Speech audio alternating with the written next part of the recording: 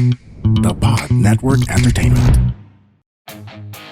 It's funny when Nick Aldis was interviewed towards the end of the show. He said, "I can't wait for our new recruits to step up and show out for the Blue brand." Which made me say, what new recruits? These are the same people on your show with Melo, Naya, and Andrade being the only new recruits. Even with the supplemental picks, most people stayed while only a few moved to different brands. Can't we go back to the time where people actually get drafted to different shows while those who weren't drafted stay on the show where they belong? Bring back that electronic gacha machine from 2007 to 2011 that would pick the superstar to be drafted. Bring back the tumblers and have both GMs stand on stage like in 2004.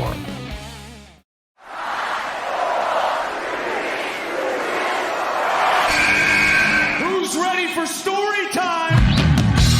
What's going on? This is Xavier Woods, aka Austin Creed. Let me talk to him. Hello, WWE Universe in the Philippines. This is Charlotte. Adam! Hey everyone, this is Jeff Cobb. I have to finish the story. We are pretty deadly. Yes, boy. Yes, boy. Run! Bang! The sniper is shooting you down. This is TMDK's Robbie Eagles. Hey, this is the Cosmic Cactus, Paul London. Hello, my name is Ilya Dragunov, the Czar, the NXT champion, and you're listening to... And you're listening to... And you're listening... And you are listening... And you're listening to the Wrestling Podcast. The Wrestling Podcast. The Wrestling Podcast. The Wrestling Podcast. To the Wrestling Podcast. Yeah.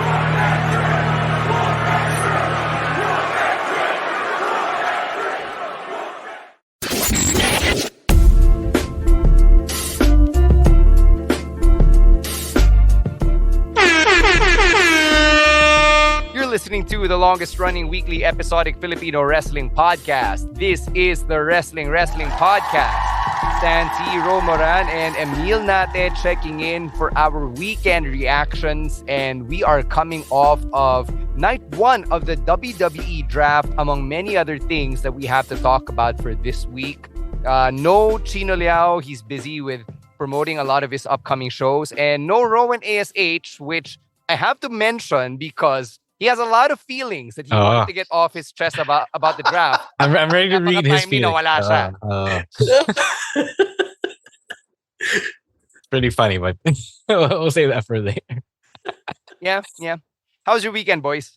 Good one. You know, lived a little, so it's all good. Ang init, super init. Like, I was in places na may aircon dapat, pero di kinakaya ng aircon. Yung init. Yeah. So, it's bad out there, guys. I think it's worth. I know the choice is tough, but if your choice is like physical well-being and a higher electricity bill, just go for the higher electricity bill. It's not. Yes. It's not worth. It's not worth almost dying in some cases, or even dying, unfortunately, in really rare cases. So please, stay cool as much as you can. I will agree with that because this weekend I got my Meralco bill. Oh. And oh my God. But I'd rather have that than yung sobrang uncomfortable. Yun. Yeah. It's the first time it's the first time that I got that amount sa electricity bill ko. So Interesting. Yeah. Yeah. I've been choosing to spend gas to go to the gym, which is just like a 15-minute walk away. Sabi ko, I don't want to get a heat stroke on the way to the gym. I'm just going to drive to the gym and pay the 50 peso parking ticket. It's still cheaper than a trip to the ER. As our patron Mac says, Ninong Mac, sabi niya, it's much better to, pay the bill. Pay the bill ng Meralco na kahit mas mataas siya. At least hindi ka namatay, diba? At least hindi ka na hospital. Exactly. Yeah. So we're all dealing with the heat, doing our best to try and survive the summer. According to forecasts, yung insane, hellish heat is supposed to last until mid-May. So, good luck na lang sa ating lahat and stay strong. Yung mga bank account natin, yung mga wallet natin, stay strong. Yeah, stay strong. Be at the gym or at the mall or turning on the ACs if we have ACs. Oh, yeah. There's that. All right, let's get to some weekend reactions. And since we were talking about the heat, eto mainit na mainit. Our first thing that we have to react to is actually not on the dock because it's a huge announcement that tells the entire Philippine wrestling community that Zack Sabre Jr. Oh yeah, coming to Manila. I forgot to put it in the In doc. row, you are actually going to be on the same card as the best technical wrestler in the world. Yeah, it's fucking insane. You manifested this. Let's tell the people that you manifested this because you met the guy before any of us ever could. A decade ago, was March it? 2016, yeah. I watched an ICW show in London. Nagkita kami ni Zack Sabre Jr. no intermission. I asked him to record a quick video for the Philippine wrestling community. And one of the things he said there was that he hoped to wrestle in the Philippines one day. And lo and behold, 8 years later, here we are. It took him 8 years, pero sa simbahan pa rin ang tapos, diba? So, no. I am super hyped for this. Like, we literally get like one half, or the best technical wrestler of this generation. Like, I want to meet the guy they named the award after, pero this is also really, really great. Like, I'm not downplaying this at all. This is huge and guaranteed sell out na to. Our benefactors, our financiers are really going crazy this year, and no bigger way to celebrate the 10th anniversary of modern Philippine wrestling than to get someone legit big. Diba? I know some WWE only fans say, "Who the fuck is Zack Sabre Jr.?" I suggest you come to the show. Any show with a foreign guest is immediately much better. No lies there. It's just facts. Even we in the wrestling community will attest to that. But if you can, wait for the tickets to go on sale on May 13th. And then, unahan na yun sa tickets kasi I'm sure magkakaubusan yan. Yeah. It's so huge that I'm not even part of DexCon, and I'm like, I have to be part of this show somehow. So it is that huge of a deal. The people over at DexCon, from the Nutcase to St. John Martin Vicencio, Matchmaker Linus, all of the people involved.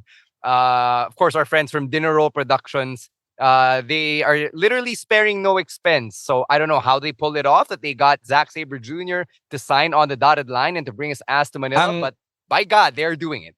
Yeah. Ang inside, ang scoop, not inside scoop, but someone else, told us that this man, Zack Sabre Jr., was jealous of Chris Brooks and Masa Takanashi. So they made it happen. I think they made it happen. That's what I know now. That's what I am assuming now. I just know that he was jealous. God bless the calamari drunken king.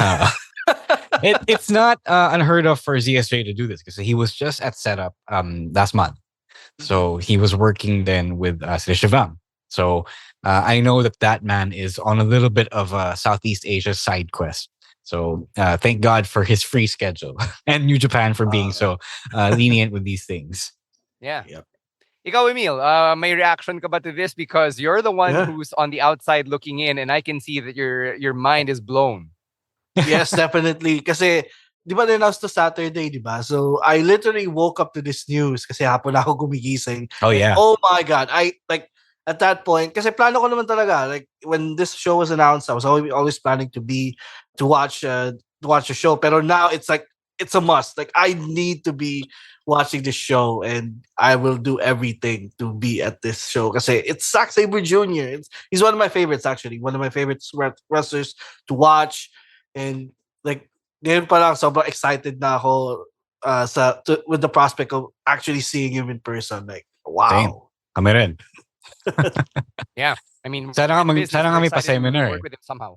Yeah. But I don't even know if there's going to be a seminar. The schedule's too tight, but I hope better. Ito na lang. One last thing about Zack Sabre Jr. before we move on to the other bits of news. We have it on good authority that we can make time to speak with Zack Sabre Jr. on the podcast. Yeah. Mm-hmm. So we don't know how long the conversation will be, but anytime we can get with ZSJ, we will take. So ito yung pangako namin sa Wrestling Podcast. You will hear the dulcet tones of one Zack Sabre Jr. See Sean Ross Sapp, he gets interviews with wrestlers for like 5 to 8 minutes. Diba? So that's good enough. If that's good enough for him, it's good enough for us. Yeah. And maybe we can include him in the 2024 version of the OBB. Yeah. All right. On to the WWE Draft. So we're recording this on Monday night. By the time you hear this, night 2 will have already happened because usually we drop this on Tuesday. But as of night one, not a lot of changes. The status quo. So much so na nagalit ang Kuya Rowan ninyo. Gigil na gigil siya based on his review on patreon.com. Some of the bigger notes coming out of night one are that you've got Carmelo Hayes and Kiana James as the night one call-ups. And that's really it.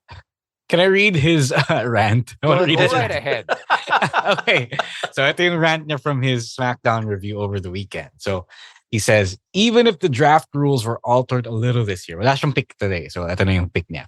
This year's draft was as disappointing as the previous year's draft.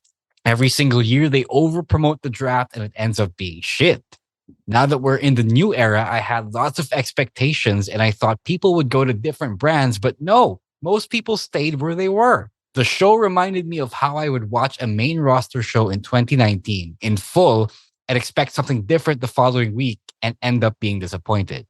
I watched every draft and it's the same. The 2016 one is the only good one. It's funny when Nick Aldis was interviewed towards the end of the show. He said, I can't wait for our new recruits to step up and show out for the blue brand, which made me say, what new recruits? These are the same people on your show with Melo, Naya, and Andrade being the only new recruits. Even with the supplemental picks, most people stayed while only a few moved to different brands. Can't we go back to the time where people actually get drafted to different shows while those who weren't drafted stay on the show where they belong? Bring back that electronic gacha machine from 2007 to 2011 that would pick the superstar to be drafted. Bring back the tumblers and have both GMs stand on stage like in 2004. Damn. Damn, Rowan. Dami ng ano. Who pissed in your coffee, words. Rowan ASH?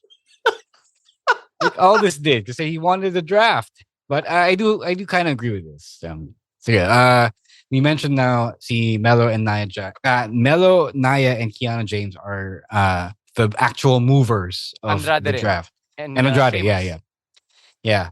So interesting. There was a thing that Triple H said at the beginning of the draft, beginning of round one, that actually sets the table, sets new expectations for everyone watching. So he said that other than brands trying to steal the best superstars from another brand, they're also out there to protect what they have. So, dun pa lang nung sinabi na niya, parang dapat i-expect mo na okay, walang gagalaw masyado. And I get it. I get that logic, but at the same time, Rowan is right. I will not stand here and say that he's wrong. The draft is usually the vehicle to shake things up. Kasi, diba, it's what they've been doing since the first one, back in 2002, right? So, kung ganun din lang, I saw this suggestion from a mutual. I feel like they should have just protected the actual rosters that they have now and then just have it be an NXT call-up draft. Kasi yun naman yung that's what the real life draft is in other sports leagues. But you're drafting rookies, not other players from other teams, right? And even when you do that, when you do an expansion draft, you don't get to draft big stars from other teams. So lagi meron protected players. Yeah. So why not protect your big stars? Like SmackDown will protect Roman Reigns no matter how many headaches the Bloodline gives Nick Aldis, diba? So kung ganun din lang, kung you have the draftees be NXT superstars, and then if you really want to switch brands ng mga other mid-carders or whatever have you, then just engineer trades and free agent signings between the GM. So at least it would look like actual general managing like in other sports. Yeah, pretty much agree with everything Rose said na hindi nga dapat draft yung tawag dito honestly. It should have been called something else. Like it's more That's like why they called it the Superstar Shakeup. Oh, the Superstar Shakeup, diba?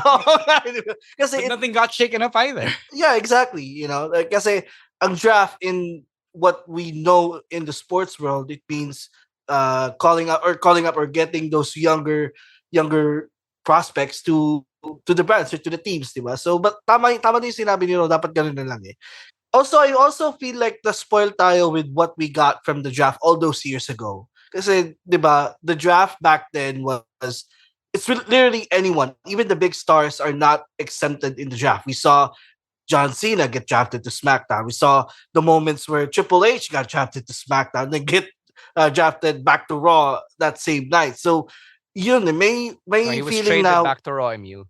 He was traded back to Raw. Yeah. Okay, so traded back to Raw. So may trade, so, diba? So I feel like may generation din na spoil of how they conducted the draft years ago. Na they see this draft that they are doing today and say, ano ba to? It's not the same draft that we got used to all those years ago. So I feel like that's what Rowan is feeling when he wrote this review on SmackDown. Yeah, whatever he was feeling, he should bottle it up and keep it for his succeeding reviews. Because, finally, he's actually got justified feelings about what he's watching on TV. And we do appreciate it when he brings that chutzpah to his reviews. What I did like as well is, one, they protected the champion. So ayun, may protection. Yeah. What I always hated about this, especially in the 2005 draft, the 2005 draft, when Batista and Cena were switched. Parang, why is the championship allowed to be diba? Why is it allowed to switch?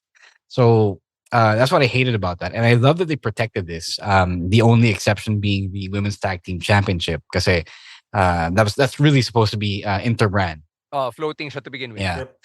I like that they didn't do any weird intercontinental US championship switcheroos or the women's championship switcheroos. Diba? That's pretty good. I also like that they literally set effectivity date right after Backlash. So that doesn't feel like they made it up on the spot anymore. Diba? In previous years, they would say after the fact, now, okay, the draft shakeups don't actually take effect until after the next pay-per-view. Diba? Yeah. So, again, we're recording this after night 1. Wala pang night 2 by the time we got on the Zoom call and hit record. So, if anything huge happens, don't blame us. Blame the schedule. And we'll just process it on the live stream on Thursday at 7 p.m. on Facebook or on YouTube. All right? Yep. One more item here under the WWE banner, then we'll go outside WWE. We found out that Dragon Lee's attacker is none other than Carlito. So ito pinag-uusapan na rin ng wrestling Twitter and some circles online. People have been speculating that it must be Carlito. And in the process, medyo naging meme na rin si Rey Mysterio because of the frequency with which his allies and partners turn on him. It's not just with Eddie Guerrero and Batista back in the 2000s, but in the last couple of years, about from Dominic to Santos to now Carlito, it's like everyone who gets in bed, so to speak, with Rey Mysterio ends up getting sick and tired of him and attacks either him or another new ally that he's become smitten with. So what do you guys think about how this all went down? So, Emile, go ahead. I have something to say about the Rey Mysterio thing. Kasi I've seen people with their takes na, Rey Mysterio is the problem. Well, I have. That's not a serious take. Okay, it's a meme. Yeah, no, it's a meme nga. Pero like, ang sa akin kasi, I was thinking about this throughout the weekend, and I will say na Rey Mysterio kasi is the ultimate good guy. And when I'm saying this, is like he gives everyone the benefit of the doubt. Like yung mga nang turn sa kanya will all like, ang masamang tao talaga yan. Ang masamang tao pag nakita ng avenue to take advantage of someone who is good to them, they will do it. So that's how I'm thinking. Na Rey is such a good guy na hindi niya kayang mangupal ng tao, pero yung mga tao kinukupal siya. So that's the story of everyone who have turned on Rey Mysterio over these years. Na he's such a good guy na parang hindi niya nakikita na ginagago na pala siya or gagaguhin siya. Okay, so I don't know if you guys share the same thoughts as I do, but that's how I feel. And that's why it's getting memed all over the place now. Rey Mysterio is the problem now, even though I don't think he isn't. It's just human nature. No, you hit it right on the head. You hit it right on the head. Especially now we live in a jaded world where very few people are actually truly good, truly pure, and good intention as the Rey Mysterio character is, diba?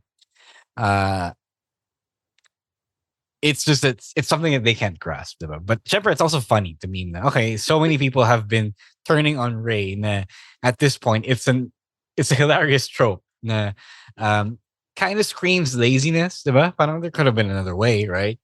But it's always these guys hovering around Rey specifically, that turn on him or someone close to him. So hindi naman siya hindi warranted, but at the same time, it's clear that they're also running out of ideas for the people surrounding Ray.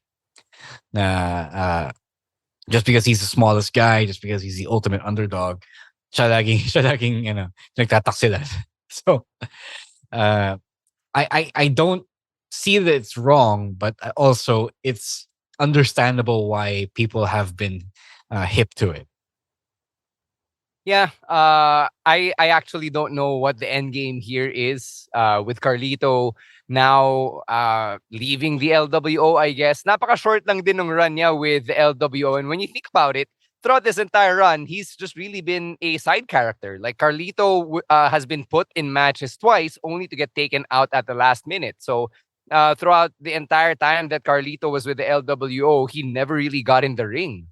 In a huge match, diba? Other than like 1 or 2 SmackDown appearances. So maybe they're gonna use this as yung dahilan kung bakit nagalit si Carlito kay Dragon Lee. But I don't know. What do you guys make of that? I didn't think of it that way. I didn't know that he wrestled so little on SmackDown, but it makes sense, sure. It's probably it's low hanging fruit if you think about it, diba? So anything's no. People did want to see the old Carlito back. They wanted to hear the old theme. So the only problem talaga is he's stuck on SmackDown, where there are again very few minutes compared to Raw for people to actually wrestle and flesh out all their possible stories. Whereas Raw has 3 hours, so we're getting a lot of the same storylines across different groups and people.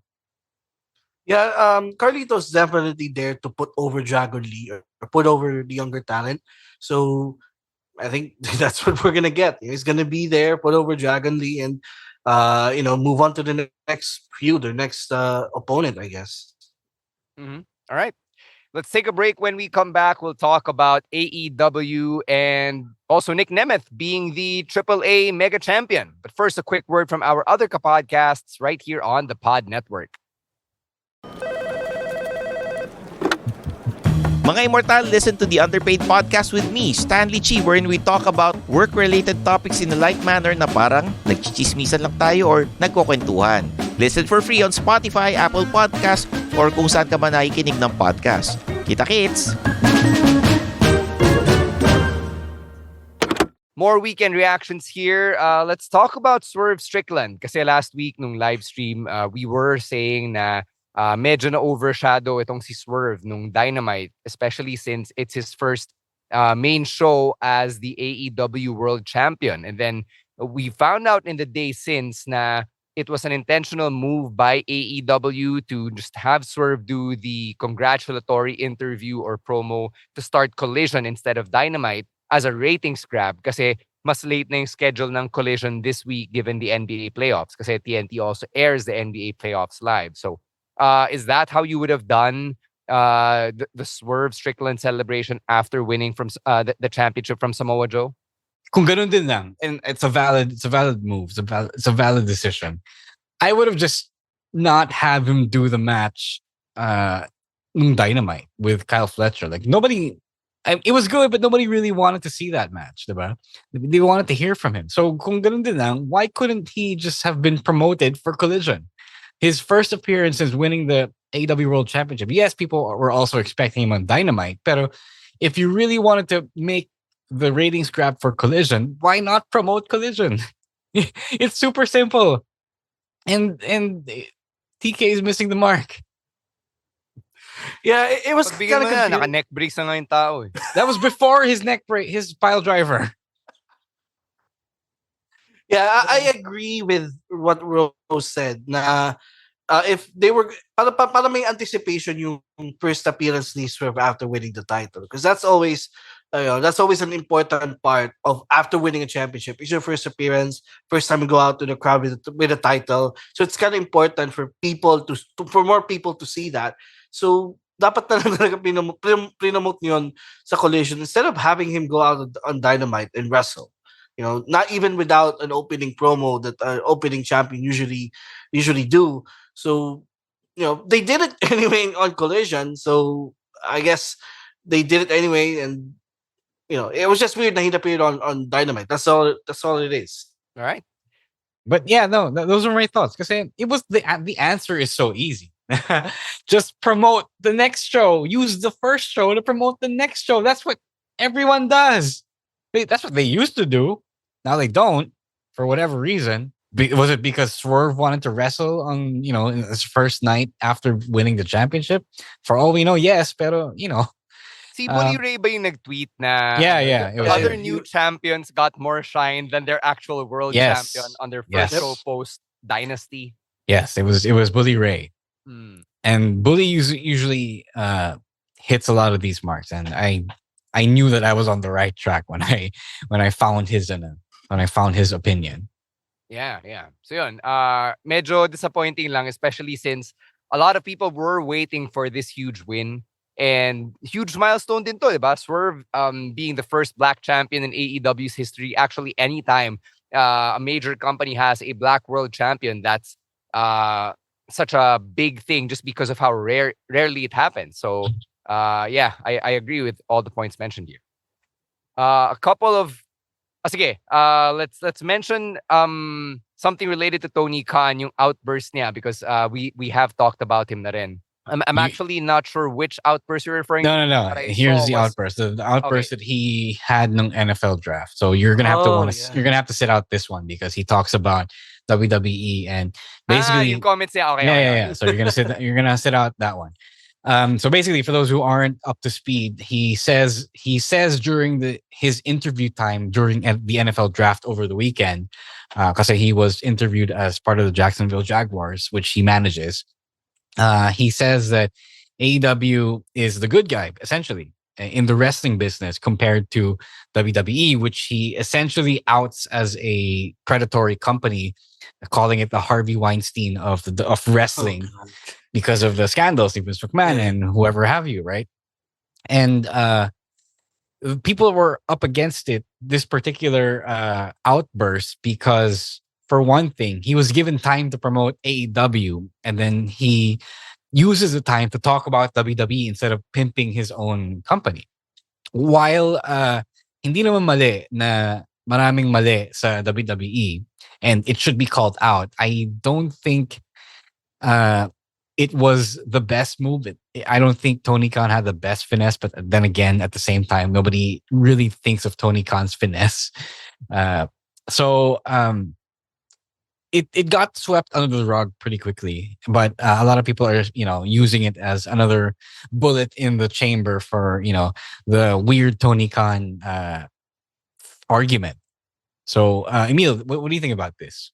It was definitely the wrong avenue for him to throw shots because most of the people watching that probably has no idea about wrestling.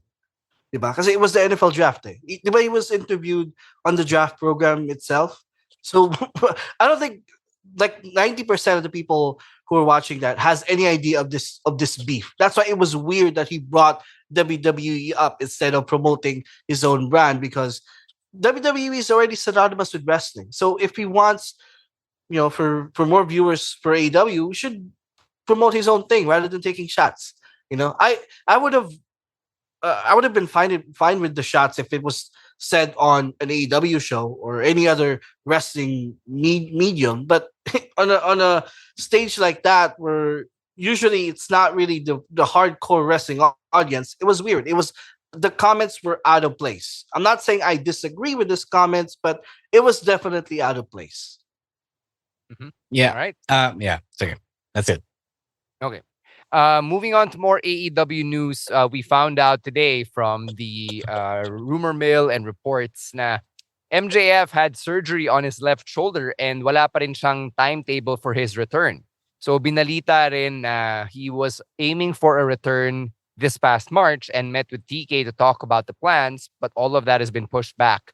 So it's kind of unfortunate that this has all happened this way kasi hindi lang yung babyface run ni MJF yung naapektuhan, pati yung Undisputed Kingdom, which was supposed to have a lot of steam and heading into World's End, it was a storyline that a lot of people were expecting to really hit its peak and then proceed to the next chapter. And 4 months later, 5 months later, parang, okay, Roderick Strong is international champion. Adam Cole has just stood up for the first time. Womp womp. Yeah, it's really sad. I can't even blame MJF or Adam Cole or the creative, because the creative leading up to it was really, really good. And then the injuries to Adam Cole, and then the injuries to MJF. Then Adam Cole's now okay, but MJF's not okay. No, you know who you can blame? Yung ramp. Yung, oh yeah, the ramp, Arthur the fucking Ashe ramp. Stadium. No, but without the ramp, MJF would still be injured. So sure, yeah, but Adam Cole would not have been. Yes, but by the time that they pulled the trigger on the devil reveal, injured then is MJF. So talagang malas talaga. It's just a matter of unfortunate timing, and I feel sad for the people in the Undisputed Kingdom because they were riding so much on the coattails of Adam Cole, and a lot of factors just failed all of them. I can't hate on them too much because I know none of them even tried anything yet that merits mockery or disappointment. It's just the everything that happened around it hasn't allowed them to cook the way they had to cook or the way they wanted to cook. So at this point, maybe they should just salvage what's left of the Undisputed Kingdom's evilness, diba? Kyle O'Reilly's there. He can be the proxy for MJF. Parang, I mean, now Adam Cole is turning on Wardlow. Nobody wants to see another Wardlow betrayal. Wardlow's already lost in the shuffle. Just focus on Kyle O'Reilly. People love Kyle. People need a reason to cheer Kyle. People don't. I mean, the AEW fans know, pero they still haven't had a real reason to bite into whatever Kyle is doing, even though the injury recovery angle should be enough, diba? Pero if the UK really need a protagonist to antagonize, Kyle O'Reilly na. That's how you save everything. That's still the friend to Adam Cole, right? And to Roderick Strong. Ako naman so dun sa MJF news na he's not gonna be able to return anytime soon, it's okay kasi wala pa ako sa point na namimiss ko si MJF. Like he really got overexposed last year. I think, in my opinion, he got overexposed last year. So it's fine that he's not yet back on TV. He should use all the time he has to recover kasi sobrang bugbog siya from last year, from all the things that he did. But the Undisputed Kingdom, yun yung dito yun yung kawawa din dito because the group formed because of MJF. And now without someone to go up against, they're just floating in there. And I don't know, yun nga, they are moving towards a storyline right now where Adam Cole is mad or they're eyeing, they are trying to turn on Wardlow, but that isn't really an interesting storyline for me to get hooked on the Undisputed Kingdom. So it's just bad timing all around. Like, but we wish MJF the best, and he should get like as healthy as he possibly can be, and probably by All In he could come back or by the end of the year, I guess. Baka sabay nga sila ni Kenny Omega bumalik eh. So wishing all the best for MJF. Yeah, di rin natin alam yung situation with Kenny Omega's health. So I'm not gonna go ahead and say na baka by this point bumalik na si so and so.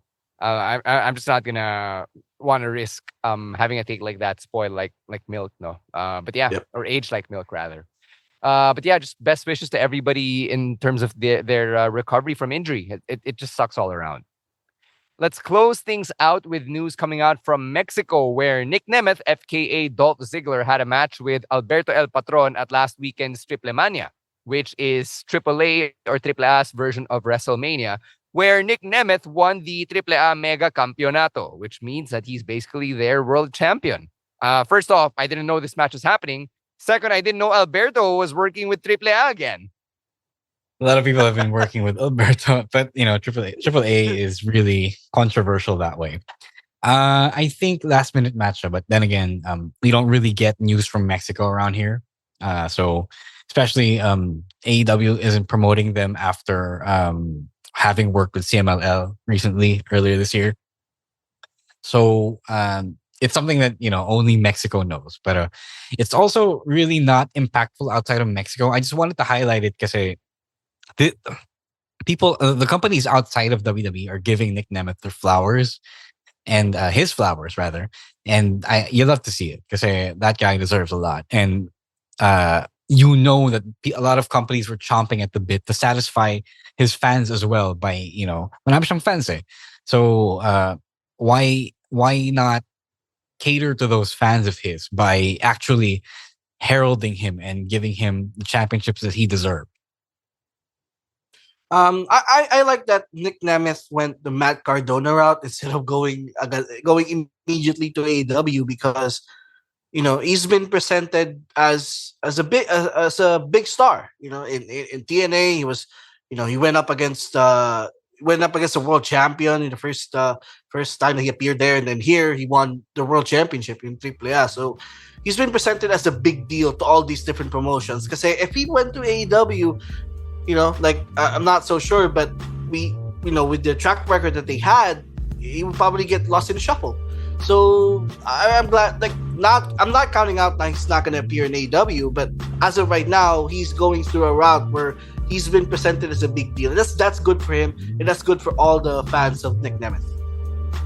Yeah, it's not like Matt Cardona. Matt Cardona was Zack Ryder, and Zack Ryder was forever stuck in the mid card. This was a former world champion, and they're treating him finally like a former world champion. It's easy to forget because he's been treated relatively like shit in his final years of WWE. Like, he did win the NXT championship, but that's not the biggest prize in the company. It's not even a world title level championship on the main roster in the hierarchy of things. So it's really nice that everyone is honoring and recognizing Nick Nemeth. I dare say that they are acknowledging Nick Nemeth. Yeah, I say he was here to show the world. That's right. That brings us to the end of our weekend reactions. If you want to get yours in, let us know. It is at Wrestling2XPod on TikTok and on Twitter, or you can hit us up individually. It is at Roiswar, at EML_Meister, at Monday Night Rowan, at Chino Supersize, and at _Stancy. Thank you very much to Babyface producer Jasper for all of the work that he does behind the scenes, as well as everybody over at the Pod Network. And thank you for continuing to make the Wrestling Podcast part of your weekly wrestling diet. Refresh your feeds because our picks of the week should be up either as you're listening to this or by tomorrow. And then on Thursday, live stream na naman at 7 p.m. on our Facebook page and YouTube channel. On behalf of Romoran and Emile Nate, as well as Chino Liao and Rowan ASH, my name is Stan C, reminding everyone to stay safe, stay healthy and hydrated, and don't be a dick. Wrestling Podcast. Out later, Outcasts. Peace. The opinions of podcast creators, hosts, and guests are not necessarily reflective of the official stance of the Pod Network Entertainment, its hosts, or other network programs. The content created by the people behind the podcast is personal and not meant to harm any religion, ethnicity, group, organization, company, or individual.